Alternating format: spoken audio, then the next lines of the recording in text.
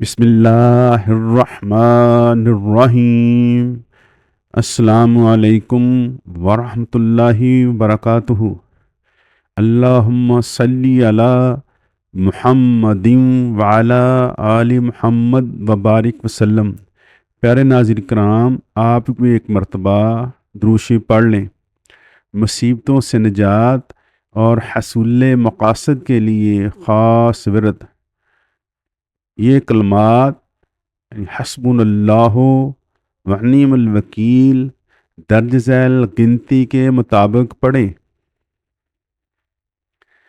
اول و آخر 11 مرتبہ دروشی پڑھ لیں۔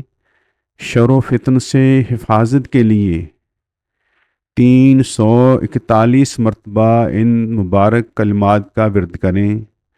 وسعت رزق اور ادائے قرض کے لیے 308 مرتبہ یہ کلمات پڑھیں۔